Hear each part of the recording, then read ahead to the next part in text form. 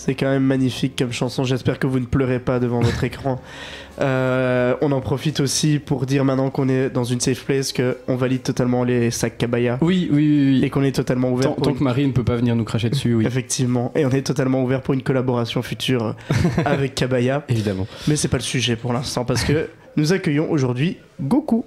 Exactement. Ce soir, on reçoit Gabriel Olivares, donc alias Goku, chez Louise. Bonsoir. Bonsoir. Et du coup, Nathan nous a rejoint également. Bonsoir à nos auditeurs. À signaler. Alors, en quelques mots, c'est qui Goku et d'où vient ce nom de scène? On vient de faire la blague, c'est pas Goku avec un K comme le Saiyan, c'est Goku avec un Q, parce que c'est en fait les 3 premières lettres de mon prénom. C'est Gabriel Olivares Quintanilla, et c'est un Q, et j'ai rajouté un U juste pour que ça puisse être lisible. Ça donne assez bien, c'est 4 lettres, facile à retenir et pas très, assez original, pas très courant.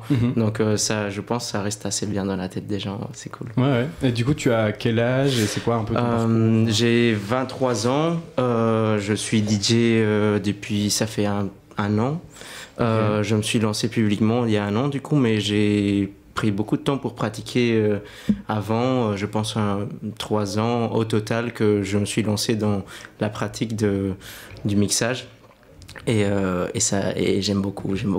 J'ai fait énormément de passages à Bruxelles, c'est là que je joue principalement, mais la semaine dernière j'ai joué ici à Louvain-la-Neuve pour Infusion.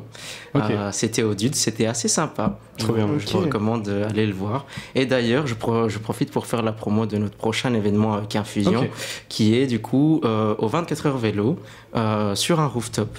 Voilà. Trop stylé. Incroyable. C'est vraiment génial, ouais. Un rooftop du coup ici à Louvain? Ici à Louvain-la-Neuve, oui. Pendant les 24.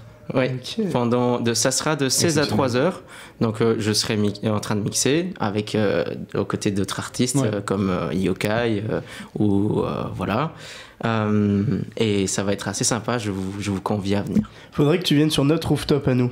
Parce qu'on en a un dans notre cote. Avec plaisir. Très beau rooftop. C'est vrai, ça on devrait faire. Pas assez de place, mais... moi je vous cache pas les amis que j'ai un petit scoop. Je pense que j'ai mis le doigt en faisant un peu ma petite enquête sur un petit complot universitaire. Je vais vous expliquer tout ça rapidement. La semaine dernière on recevait Nams qui a fait qui était plutôt dans la musique pop lui, si je ne dis pas de bêtises d'ailleurs, qu'on embrasse, et qui a fait des études de kiné. Et quelle ne fut pas ma surprise quand j'ai appris qu'il me semble que tu as fait également des études de kiné. Exactement. Que tu as arrêté pour te lancer dans la musique. Bref, blague à part, qu'est-ce qui, étant donné que toi tu as les salles de classe de kiné contre les platines et la scène à temps plein finalement, c'est quoi le déclic? C'est quoi? Est-ce qu'il y a un moment précis qui a fait que tu avais envie de te lancer dans la musique?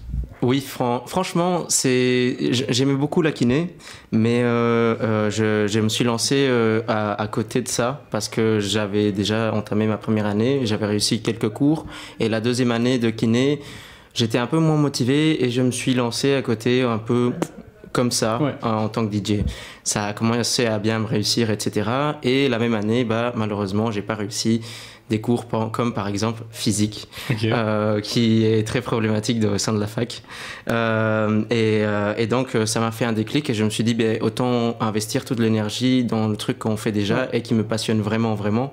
Et donc me lancer en tant que DJ à côté de ça, c'est ça qui m'a fait faire le déclic, surtout aussi la pression de la finançabilité qui à ce moment-là ça arrivait un peu à terme aussi.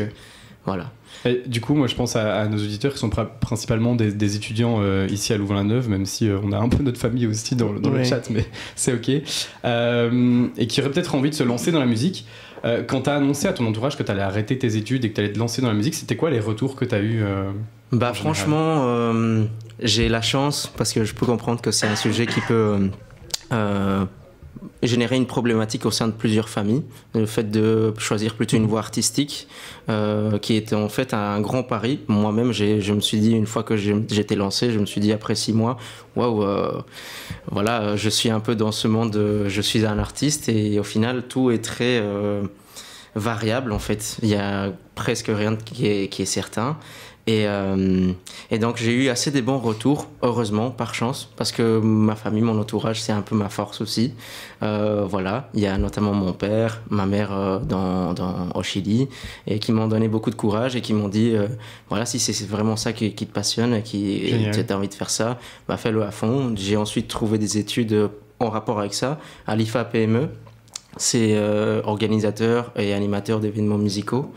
Et je sors de là avec un brevet, enfin, je sors de là en étant avec un truc de gestion d'entreprise pour pouvoir gérer justement ma boîte, si on peut l'appeler comme ça, qui va du coup proposer des événements, travailler avec d'autres artistes, et l'idée c'est de faire grandir petit à petit tout ça, quoi. Je trouve ça vraiment bien que tu aies réussi à quitter ce domaine dans lequel tu étais pour à peu près te rapprocher de quelque chose et que tu t'aies trouvé plein de voies qui te permettent d'avancer dans ce projet artistique que tu as. Du coup, s'il y a certains de nos auditeurs, du coup, comme disait Thierry, qui sont intéressés par le monde de l'art, bah, vous avez comme exemple Goku, qui a réussi à pouvoir...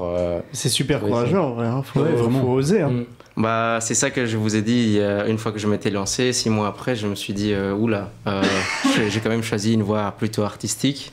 C'est quand même un gros pari. Et j'ai réalisé un peu que, en fait, ce truc typique de université, travail, études finalisées, et puis ensuite on se lance dans le domaine du travail, etc. On a quelque chose de plus ou moins stable.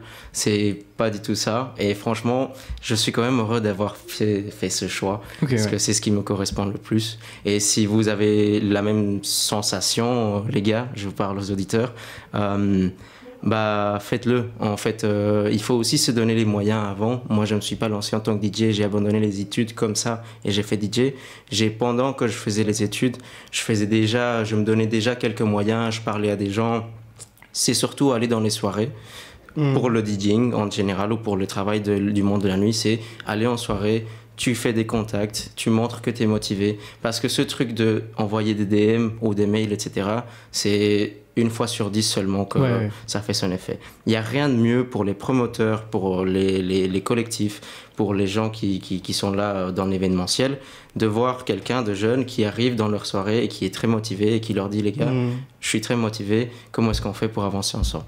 C'est vrai qu'on est très fort habitué, je trouve, avec les réseaux, à voir des gens comme ça qui, soi-disant, réussiraient de nulle part.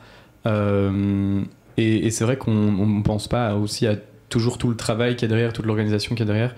Donc c'est vraiment chouette. Et du coup, tu parlais de ta formation à l'IFA PME. Est-ce qu'elle est toujours en cours ? Oui. Donc je suis en train de la faire. Je terminerai pas cette année-ci, mais l'année prochaine, si tu vas bien. Et du coup, c'est quoi une semaine type dans la peau de Goku en général Une semaine type, c'est... j'ai lundi, mardi, mercredi, normalement j'ai un stage. Je suis en cours de recherche. Normalement, j'ai déjà trouvé, mais j'attends confirmation, etc. Donc normalement, lundi, mardi, mercredi, je suis en stage d'événementiel avec une boîte. Du coup, c'est quoi un stage dans l'événementiel ? Je vais pas le cacher, c'est pour la plupart arranger des câbles dans des boîtes, monter des trucs dans un camion, etc. Mais c'est petit à petit comme ça qu'on apprend, ok, telle machine, elle se nomme comme ça, elle sert à quoi ? Ah, c'est pour équaliser les différentes fréquences. Ah, comment on fait ça ? Et petit à petit, en fait, on doit tous commencer quelque part. Et donc ça, c'est lundi, mardi, mercredi. Puis jeudi, vendredi, j'ai cours à l'IFA PME. C'est des petites journées, en vrai, ça va, c'est très gentil. C'est des trucs qui servent vraiment à la gestion d'entreprise. Donc, comptabilité, on aura du droit aussi. Voilà. C'est vraiment centré animation et création d'événements musicaux. Donc, je vois vraiment l'intérêt de faire ces études-là plutôt que kiné, par exemple. Oui, c'est sûr. Niveau inspiration, si je peux me permettre juste avant de... Oui, non, vas-y. Est-ce qu'il y a... C'est quoi ton style musical, tes inspirations artistiques, s'il y en a particulièrement ? Donc, pour mon style musical, j'ai même un peu de mal à le décrire parce que j'ai beaucoup de racines musicalement parlant. En étant latino à la base. J'ai beaucoup le rythme, de la percussion, de la peau, j'aime beaucoup ça. Et du coup, je suis assez éclectique en tant qu'artiste. Tout ce qui touche à la techno, pour la plupart, je suis capable d'en fournir. Et j'aime bien aussi l'adaptabilité en tant que DJ pour l'événement, l'heure à laquelle tu passes. Le respect aussi de l'artiste suivant et de celui qui te précède, c'est très important aussi, je trouve. Voilà, c'est ma philosophie en tant que DJ, personnellement. Je sais pas si ça marche toujours comme ça, mais en tout cas, comme je joue plein de styles différents, j'aime bien savoir m'adapter au DJ qui est avant moi, à l'heure à laquelle je passe, et au public qui est devant moi aussi. Ok. Et est-ce que on peut te retrouver sur les réseaux sociaux quelque part ou est-ce qu'on peut écouter aussi Bien sûr. des sets ou... Oui, bien sûr. Donc j'ai fait un set en B2B avec un ami à moi. Enfin, on s'est retrouvés via War Radio, moi aussi, peut-être une concurrence de Louise Radio, à Anvers. Et il m'a contacté, il a beaucoup aimé le style que j'ai fourni lors d'une session. Et il m'a dit, bien, on fait un B2B. Et ça nous a pris quelques mois, mais on l'a sorti. Et du coup, c'est ça.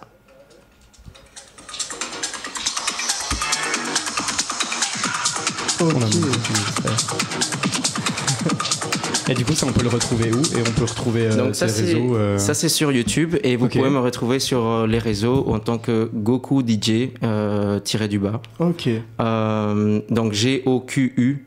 Oui. Ensemble DJ. C'est ça. Tiré du bas. Sur Instagram. Et voilà, là, vous avez un Linktree en dessous de ma bio avec tous les liens. Trop bien. Voilà. Je remettrai bientôt un lien sur ce que vous venez d'écouter. Voilà. Bah écoute, pour la petite anecdote, l'année dernière, on a reçu Belgian Limit, que tu connais peut-être, qui faisait aussi des soirées sur Louvain et qui a fait cet été Tomorrowland.